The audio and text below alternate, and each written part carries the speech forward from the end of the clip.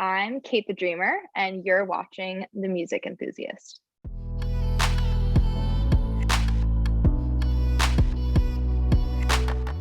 Hey, what's up? I'm Sarah from Music Enthusiast, and today I'm here with Kate the Dreamer. How are you? I'm good. I'm so happy to be talking to you. I already Thank you for asked you this, having me. but how's your day been so far? How's it been Day's going? been good. Day's been good. Just running around LA, and traffic is back, and it's not great, but that's fine. We're doing our thing. We're making our money. So we can continue making art, Yeah, exactly. What's your go-to, you're stuck in traffic, what album do you put on? Oh, wow. Recently, I've been listening to a lot of Austin because I not only get to listen to her release songs, but I have a lot of her unreleased songs. Ooh, Yeah, because I get roommate privileges and it's wonderful. So I've been listening to a lot of that. I do listen to my friends, like I really do. It's funny, like I'm not just trying to gas them up. Like I listen to I have so many songs saved by Jordy, and I listen to him constantly because I just think he's unreal. yeah. And I do listen to Friday Pilots Club, which is Drew. He does all the production on Austin stuff. We have a couple songs that are going to come out together. And I do, like a lot of the people that I write with, like I love going to like James Droll. I haven't fully officially written with him, but I listed him a lot. Charlotte Sands, she's a badass. And like, yeah, I just like have an array of different people. And then, you can always go to the throwbacks if you need them, Exactly. And being fans of your friends' music is so important too. So I love that. Yeah, they're so talented. Everyone is so talented. You just like, yeah, I feel really lucky to work with them and also just listen to their music and listen to their art because it's like I know where it comes from. I know what the what it's about. So it really makes it special. Yeah, really secondhandly because you were a witness in their situation. And so Yes. Yes. And to watch them put it into their own art is just like, I don't know, it's pretty magical. I think people are amazing at what they do, and just it's such a vulnerable thing to like put your music out into the world because it really is, it's not fake, like it's so real. And when you're not like a Taylor Swift or an Ariana Grande or Doja Cat or whatever, like it's like people already know their lives, so they're singing about it and they're like it's great. And I love that they're able to do that too. But like listening to some of these more like indie artists or unsigned artists, I mean Jordy's signed, but it's interesting. It's really, really interesting to like watch how they take their situation and put them into their own words. yeah, for sure. And on to your music. I mean, you started making music in the background in the shadows, and now you're going more in the spotlight. So what was the moment where you were like, I want to do this full time? Like this is what I want to do. Yeah, I've been in a lot of bands, and I was always kind of like so I was the background singer at a band in college. Um, and I remember going to shows and playing, and I had two songs that I would play lead on because the other lead singer was also a piano player and a singer, and we focused a lot on like his music in relation to the band.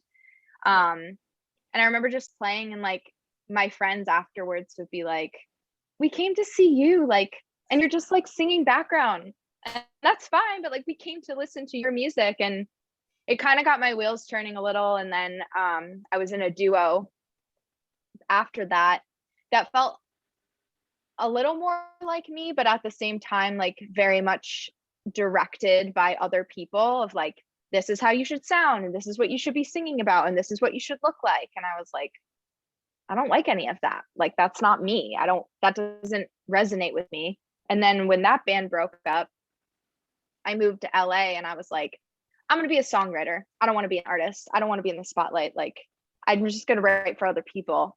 And I started writing other like songs. And I was like, these don't belong to anyone. Like, these belong to me. Yeah. And I need to figure out like, what does that look like for me, and why does it feel like I'm being pulled in that direction? And yeah, after I wrote Love Again, I was like, I gotta gotta put out my own stuff. I have to just like, yeah, it seemed like a really big task at the time because I had been in bands and I was like, I don't want to do the artist thing anymore. I don't want anyone telling me what to do. And like now no one's telling me what to do. And I love it because I'm like, I get to choose the direction. So yeah. And yeah, totally. Because like you're writing songs from like a place where you've been in and not like other people as well. So Totally. yeah. It's so helpful to get like those parts of yourself out because I'm such a person that like kind of I like hold on to those things and then I like have to like I get this urge. I'm like, I have to write something about this. Like I need to write it right now. And I'll like wake up at 2 o'clock in the morning and just sit at my piano and be like, it's coming out now. Like it's just, yeah. It's a strain like anybody would do, you know, with any type of art, you know. Yeah, for sure. And do you have a fondest musical memory? Fondest musical memory. Let's see. I think one that's most recent, we had a writing camp in Big Bear, me, Jordy, Austin, and Drew. Mm-hmm. And we were kind of stuck. We were like a little bit stuck in the first day. We wrote something cool, but we weren't all like that excited about it. And I think we felt a lot of pressure to write really good songs. Yeah. And we wrote a song for me during the day that I like fell in love with. It is coming out. It's actually going to be more the title track of my EP, which that's an exciting moment within itself. But that night, Jordy was like, you know, in his feelings and, you know, he's a Pisces. So he's just like, he's all about like flowing through the emotions and whatnot. And Drew started playing something and then it like turned into all 4 of us just being like, oh my God, what about this concept? What about that concept? And like, we were up till 2 o'clock in the morning. And we finished this song called Till It Hurts, which just came out last week. Mm-hmm. And we were jumping around in the woods at like 2 o'clock in the morning. I have video of us just like going off and being so excited and being like, this song is so special. And like sharing that moment with not only like co-writers, because that can be a really exciting thing, but like my best friends in LA, like I'll never forget it. Like it'll be ingrained in my brain till the day I die.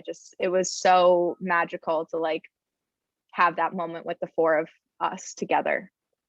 Yeah, that's so incredible. And like being best friends with like other musicians as well, do you guys like bounce ideas off of each other like the most random like times? Oh yeah, for sure. I feel like we all heavily, at least I know it can speak for myself, but I feel like everyone kind of feels the way like that the same way. It's like I value their opinion more than pretty much anybody because I just respect them so much. Yeah. And Austin, Drew, and I live together. Mm-hmm.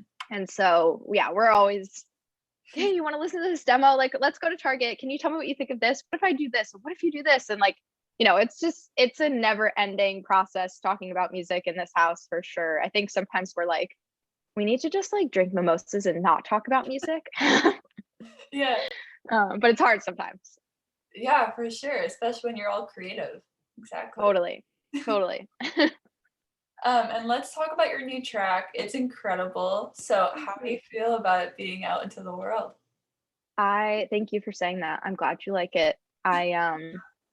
It's definitely a new version of like my sound and definitely going in a direction of what I really want. I'm really proud of what's already out, but I Don't Want to Know You Anymore kind of like set a standard for like what I want Kate the Dreamer to be.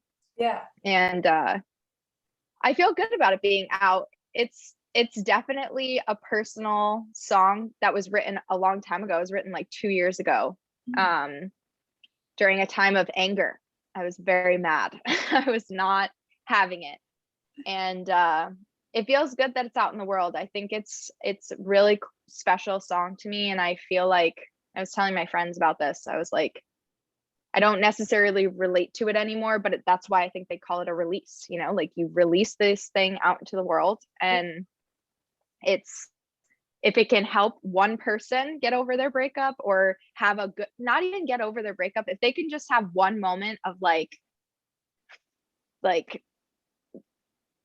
fuck the situation, like, I don't know if I'm allowed to swear, but like, I am. Okay, great. Yeah, if they can have one moment of like fuck you and I feel good about myself from my song, that's like really all I care about. Yeah, that's Truly. incredible. That's so cool. Um, Yeah. and the beginning of the track is literally so cool with headphones on. Like I was like, Thank you. what's happening? This is so cool. Thank So, you. how did you come up with that idea? And like, how did it sort of like, was it already planned or did it just like come to be? So that track was written in a couple of different forms. So I had written the whole thing with a totally different chorus on the piano Oh, wow. back in like March of 2020, or like even earlier than that, probably. I kind of started it. And then I like took the concept again, reworked it. So I feel like I first started writing it in 2019, like towards the end of 2019. Okay. Then 2020 rolled around and I was even extra mad. So I like kind of started like forming different things and like working with the chorus a little, and it never really hit. I was like, this chorus is just not doing it for me. Yeah. And I forgot about the song, honestly. And then about a month or two later, I was in my bed and I was about to fall asleep. And I was like, oh, that I was like going through my voice memos and that song came up or whatever. And I was like, oh. And for some reason, I don't know why, like went over to my piano and I was like, I had this melody in my head for the chorus. And it just like flew out of me in like 30 minutes. I was like, this, like, this is what it's supposed to be. And it felt angry. It felt mean to say, I don't want to know you anymore out loud. Mhm. And I think that maybe that's why my like whole, like my mindset or my body or something was like keeping that in, because there was a part of me that didn't want to like express that anger, but it genuinely was how I was feeling at the moment. And so I finished it and I brought it to my producer, Nige. She's really talented. And I was like, I want this to have the same feeling as Burning by Maggie Rogers. I Yeah. want the pots and pans. I want like weird drums. Mhm. Let's do some weird shit. And Nige is all about like, let's get weird. So he literally grabbed all pots and pans out of his kitchen and just starts like hitting shit. And I'm like, what are you doing? Hitting crap. And then all of a sudden it became like a whole drum set. And I was like, sure, okay. Like, I don't know how you just did that, but that's amazing. And it felt so good because that song started out as kind of like a ballad. It was very like soft, and I didn't want it to have that feeling. I knew I didn't want it to have that feeling, but I couldn't fully express it. And bringing it to him and having him transform it, like it made all the difference. Yeah, for sure. And that's literally so incredible how that happened. I was just about to say that it like reminds me of Maggie Rogers so much. That's so Good. I'm so glad. That is definitely the vibe of trying to get her type of sound like mixed. She's definitely a huge influence for sure. Yeah, definitely. And I was gonna ask, is something happening on the 18th? Because you posted about something happening on the 18th on Yes. Yes. I have another song coming out on the 18th. Okay. It's called Call You When I Land. Okay. This one was also written about a year ago, probably in the middle of quarantine. There's two writers on that one, myself and this girl Fran, who I love working with. She's amazing. And Nige produced it.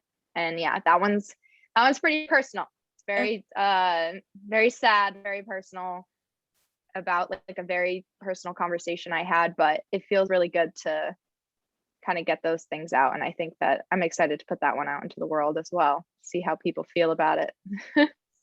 I'm so excited to hear it. Thanks. No problem. And last question, who are your favorite artists Yes. right now? Favorite artists right now.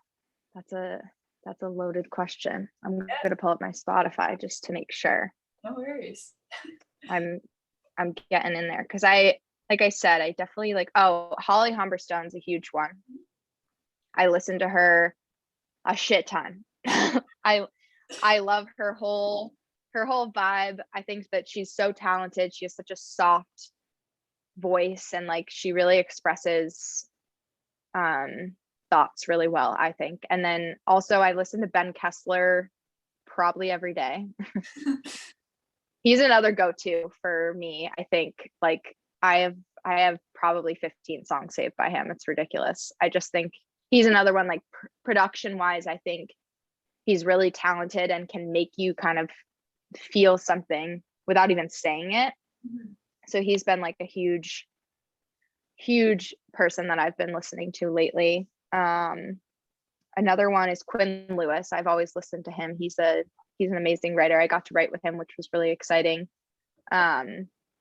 He's also very talented lyrically. I'm a huge lyrics person, so I like love people that express things in ways that are a little bit more poetic when I'm listening. And I love pop music. I listen to it all the time, and arguably all of those artists are pop, but they like kind of lean more on the indie side. And I definitely like to listen to people that I'm influenced by as well. So yeah, those have been my like probably my top 3. If Spotify like took that, and I'm not gonna lie, I listen to my own shit a lot because I'm like always assessing it and trying to be like, how can this be better? How can I like maneuver like this to sound like this, and like trying to get all of my music to kind of land in this one pocket of like a feeling.